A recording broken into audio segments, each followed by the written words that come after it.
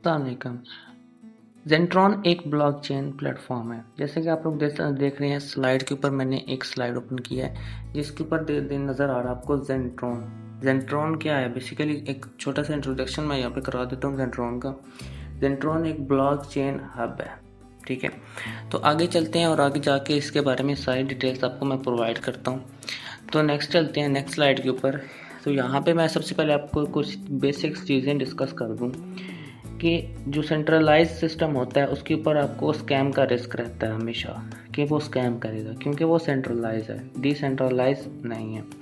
फिर आगे बात करें कि उसके ऊपर आपको पेमेंट के डिलेज होते हैं। मतलब आप विड्रॉ लगाते हो तो आपको कुछ आवर्स के बाद या 24 घंटे बाद जाके आपकी पेमेंट आपको रिसीव होती है। अब ये बातें जो बेसिक मैं आपको समझा रहा हूँ इनको आपने समझना है बेसिक, ठीक है। उसके बाद आपको एक चीज़ वहाँ पे देखने को मिलती है कि उस सिस्टम को कंट्रोल कर रहा होता है एडमन, ठीक है। तो जो अब मैं बात करता हूँ ज़ेंट्रॉन की, जो एक ब्लॉकचेन सिस्टम है, इसके ऊपर जो है कोई ऐसा काम नहीं है, ठीक है। ये एक ब्लॉकचेन सिस्टम है। ये जितने भी मैंने आपके साथ यहाँ पे ये शेयर किए हैं ये इसके ऊपर अप्लाई नहीं होते, और ये ही इसका सोल्यूशन है। जो आपके साथ स्कैम होते हैं इसका बेसिक सोल्यूशन ज़ेंट्रॉन है, ठीक है। अगर आप ज़ेंट्रॉन के ऊपर काम करते हो तो आपके साथ कोई स्कैम कोई कुछ नहीं आने वाला, क्योंकि ये एक ब्लॉकचेन के ऊपर रजिस्टर्ड है और ना ही ये कभी बंद होने वाला है। नेक्स्ट चलते हैं। तो नेक्स्ट स्लाइड के ऊपर आपको मैं आज बताने वाला हूँ कुछ बेसिक चीज़ें, जैसा कि ब्लॉकचेन क्या है, क्रिप्टो करेंसी क्या है, और कॉन्ट्रैक्ट वर्क कैसे करता है, स्मार्ट कॉन्ट्रैक्ट कैसे वर्क करता है, और सेंट्रलाइज और डिसेंट्रलाइज सिस्टम के अंदर क्या क्या डिफरेंस है। और फिर मैं बाद में बताऊंगा आपको कि जो ज़ेंट्रॉन प्लेटफॉर्म है, ज़ेंट्रॉन ब्लॉकचेन प्लेटफॉर्म है, वो क्या है। तो चलें जी अगली स्लाइड के ऊपर चलते हैं। सबसे पहले मैं आपको बता दूं कि ब्लॉकचेन सिस्टम क्या है, बेसिक वो है क्या, ये तो पता होना चाहिए ना, क्योंकि अगर आपको बेसिक ही नहीं पता होगी तो आप काम नहीं कर सकोगे। तो सबसे पहले ब्लॉकचेन की बात करें तो ब्लॉकचेन एक डिजिटल लैडर है। इसके ऊपर आपके जो इंफॉर्मेशन और डाटा होता है वो सिक्योरली सेव रहता है। अब बात करें नीचे कुछ चीज़ें यहाँ पे ऐड की गई हैं, जैसे कि आप लोग यहाँ पे देख सकते हैं। इसको ना ही एडिट किया जा सकता है, ना ही इसको डिलीट किया जा सकता है, ना ही इसको हैक किया जा सकता है, और ना ही इसको शट डाउन किया जा सकता है।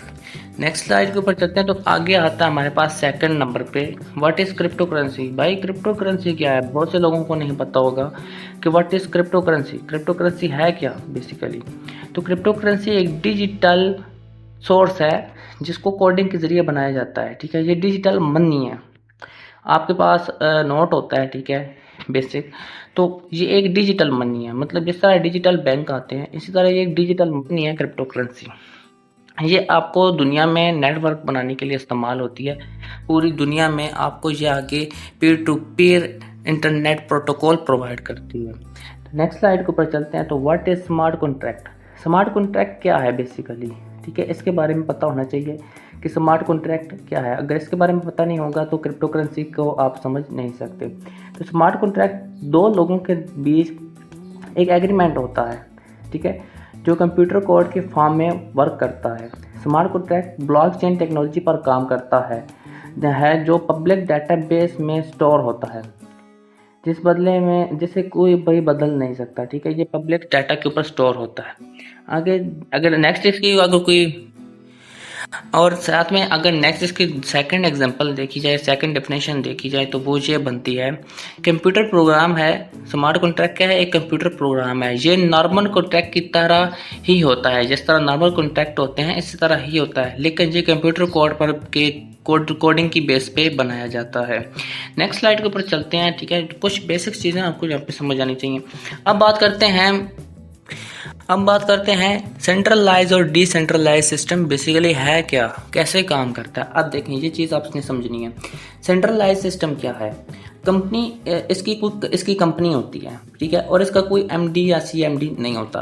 अगर डिसेंट्रलाइज सिस्टम को देखा जाए तो इसकी कोई कंपनी नहीं होती, और ना ही कोई एमडी और ना ही कोई सीएमडी होता है। आगे नीचे अगर सेंट्रलाइज सिस्टम को देखें तो इसका एडमन कंट्रोल होता है, एडमन इसको कंट्रोल करता है, लेकिन डिसेंट्रलाइज सिस्टम को कोई एडमन उसका कंट्रोलर नहीं होता। आगे इसमें देखा जाए सेंट्रलाइज में तो प्रोडक्ट सेलिंग काम होता है इसमें, लेकिन जो डिसेंट्रलाइज होता है इसमें कोई प्रोडक्ट सेलिंग काम नहीं होता। ये चीज़ आपने नोट करनी है। अकाउंट, अब सेंट्रलाइज सिस्टम को देखें तो अकाउंट क्लोजिंग, इसकी में अकाउंट क्लोज हो जाते हैं, लेकिन डिसेंट्रलाइज सिस्टम में आपका अकाउंट नहीं क्लोज होता, मतलब वो चलता रहता है लाइफ टाइम के लिए। आगे नीचे बात करें जो मेन चीज़ें, कुछ सेंट्रलाइज सिस्टम के ऊपर टैक्स और फीस होती हैं, ठीक है, लेकिन डिसेंट्रलाइज के ऊपर आपकी कोई टैक्सेस कोई फीसेस नहीं होती। उसके बाद सबसे मेन चीज़ जो यूज़र के लिए अहम है, सेंट्रलाइज सिस्टम जो होता है उसके अंदर डिले विड्रॉ होता है कि आपको विड्रॉ आप लगाते हो तो आपको तकरीबन कुछ घंटे बाद जाके विड्रॉ मिलता है, लेकिन डिसेंट्रलाइज सिस्टम में ये चीज़ नहीं होती। जैसे विड्रॉ लगाते हो आपका विड्रॉ उसी टाइम आप तक पहुंच जाता है। नेक्स्ट बात करते हैं मनी के बारे में, evolution of money by time, मतलब टाइम टू टाइम मनी किस तरह चेंज हुई है, ठीक है। सबसे पहले देखें बार्टर सिस्टम था कि एक्सचेंज सिस्टम था, एक चीज़ दी दूसरी ली, ठीक है। साथ ही में फिर कुछ दिनों बाद गोल्ड सिस्टम आ गया, कुछ अरसे बाद के गोल्ड देते थे, सोने के सिक्के देते थे और वो अपनी चीज़ें बाय करते थे। फिर साथ में ही मेटल कॉइन्स आ गए, ठीक है, छोटे छोटे सिक्के जो आज भी चलते हैं, तो वो दे के हम चीज़ें खरीदते थे। फिर उसके बाद पेपर्स आ गए जो आजकल बहुत ज़्यादा चल रहे हैं, ठीक है, पेपर्स मनी, ठीक है, जिनको हम नोट कहते हैं, तो ये बहुत ज़्यादा चल रहे हैं, तो ये आ गए, ठीक है। उसके बाद देखें फिर क्रिप्टो करेंसी आ गई, जैसे बिटकॉइन, इथेरियम एंड अदर्स। उसके बाद फिर डिजिटल मनी आ गई, ठीक है, जिस तरह ये हमारे बैंक अकाउंट डिजिटल, ठीक है, इजी पैसा, जैस कैश एंड अदर्स। उसके बाद हमारे पास प्लास्टिक कार्ड्स, जो बैंक कार्ड आ गए, हमारे पास एटीएम कार्ड्स आ गए। तो देखें इसने क्रिप्टो मतलब जो मनी है हमारी, ठीक है, जो हमारा वेल्थ है, ठीक है, उसने देखो किस तरह मतलब चेंजेस किए हैं अपने अंदर, ठीक है, मतलब वो अपग्रेड होता गया है। तो इसी तरह टाइम टू टाइम ये और चीज़ें अपग्रेड हो रही हैं। आगे चलते हैं तो जेंट्रॉन की बात करते हैं कि जेंट्रॉन बेसिकली है क्या, वो किसके ऊपर काम करता है, वो बेसिकली क्या सिस्टम क्या है।